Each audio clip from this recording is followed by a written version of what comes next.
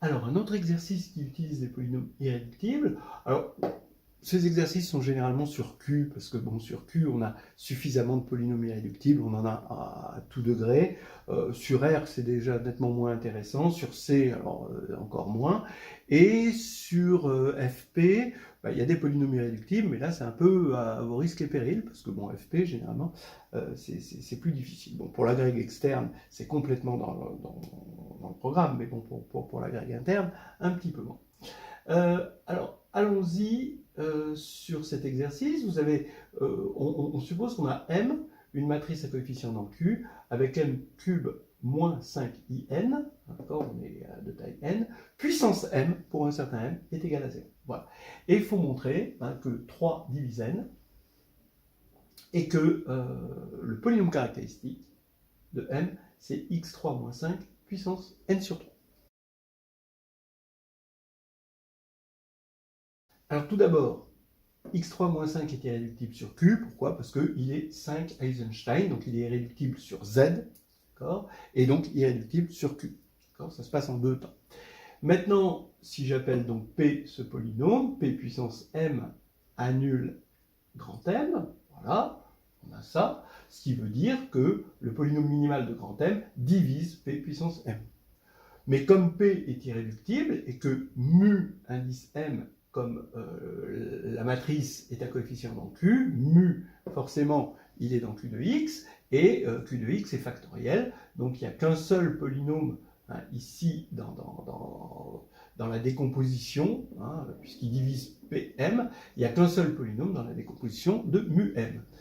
Voilà, donc ça veut dire que mu m est égal à P puissance k pour un certain k. Bon, très bien. Alors maintenant, vous connaissez tous quel est Hamilton, peut-être que c'est qui dit finalement que mu m divise qui m en particulier, mais il y a un petit supplément à quel est Hamilton, c'est que qui m divise mu m puissance n, avec n ici.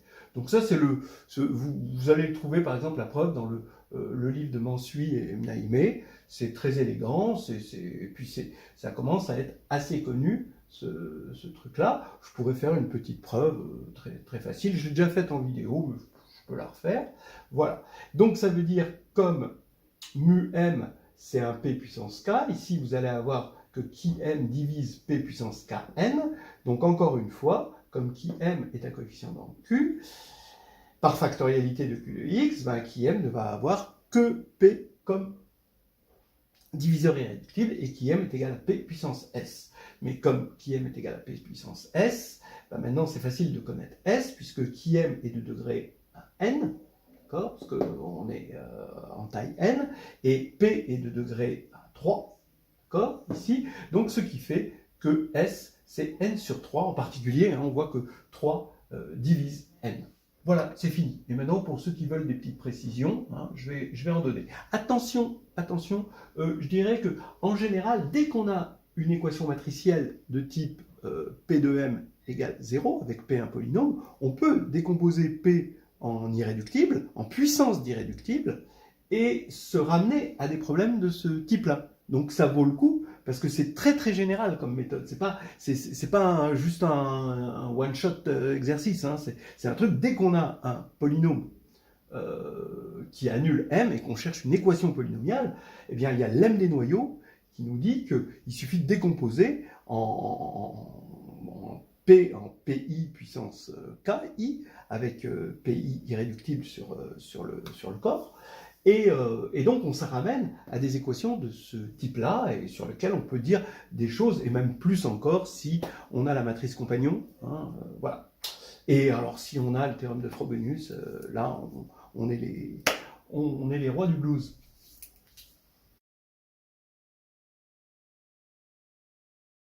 Alors pour ceux qui n'ont pas le Mnaïmé Mansuy sur eux, ou qui ne connaissent pas ce résultat, je leur précise donc. Le polynôme caractéristique, il est compris entre, donc pour la divisibilité, entre le polynôme minimal et le polynôme minimal puissance n, où n c'est la taille de m. Évidemment, ça peut se faire en se ramenant à un corps algébriquement clos. Quand on se ramène à un corps algébriquement clos, ça veut dire finalement que toute racine ici de qui et racine de mu. C'est-à-dire que finalement, que mu a pour racine exactement l'ensemble des valeurs propres, et ensuite que la multiplicité de chaque racine est forcément, dans qui est forcément inférieure à n. Donc en mettant n, on a une bonne borne ici. Voilà. Donc ça peut se faire comme ça en se ramenant à un corps algébriquement clos, mais c'est très élégant de rester dans le corps. Regardez, vous avez y moins x, vous le regardez comme polynôme en deux variables, deux indéterminés, il divise yn moins xn, ce qui est quasiment une évidence, mais ceux qui n'y croient pas, ils peuvent regarder cette formule, qu'on peut facilement appeler formule de la série géométrique. Maintenant, puisque y-x divise ça, il va diviser toute combinaison linéaire de polynômes de ce type-là.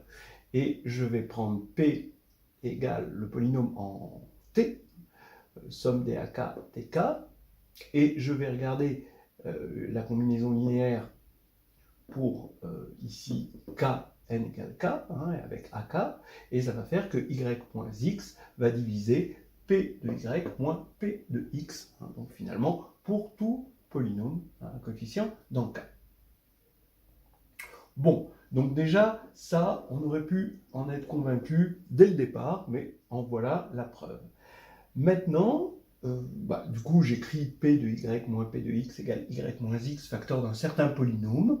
C'est un polynôme à deux variables, hein, deux indéterminés, x et y. Et maintenant, je vais regarder pour P égale le polynôme minimal de m. Et donc, ça va faire, je le fais pour le polynôme minimal de m. Et là, je vais avoir un certain q ici, un certain polynôme que j'appelle qm. Maintenant, attention, j'évalue y en m. Alors, m est un coefficient dans K, mais je le regarde comme un coefficient dans K de x, K accroché x, et regardez ce que ça me fait. Comme j'évalue ici y en m, je suis à valeur dans K accroché x, donc ici j'ai mu m de m, mais ça fait 0, donc c'est la matrice nulle. Ici, attention, quand j'évalue, ça c'est considéré comme un coefficient. Ça, c'est un coefficient. Je regarde x comme un coefficient. Donc ici, je dois mettre i indice n. Et là, c'est égal à m, puisque j'évalue y en m. Là, c'est un coefficient, donc moins x, i indice n. Et puis là, je vais avoir une matrice. Donc y a été spécialisé en m. Donc ça va me donner une certaine matrice. Et là, j'ai des coefficients. Et là, je vais avoir donc une matrice dans K de x. Voilà. J'ai cette égalité. K crochet x, hein, B c'est une matrice dans K crochet x. Hein, et donc là, je vais prendre le déterminant ici, dans cette égalité. Et là, je vais avoir mu m puissance n, avec un moins 1 puissance n, quand on prend le déterminant. Puisque le déterminant de yn, c'est égal à 1, et puis là, c'est un coefficient. Alors, bon, peut-être qu'il faut s'habituer à avoir des coefficients qui sont des polynômes en x. Et ici, quand je prends le déterminant, je reconnais le polynôme caractéristique de m. Et là, j'ai le déterminant d'une matrice dont les coefficients sont des polynômes en x, donc c'est un polynôme en x. Donc je vais avoir qm qui divise mu m puissance n. Voilà, c'est quelque chose qui est en train de devenir pour moi un classique à bien connaître, et c'est assez élégant.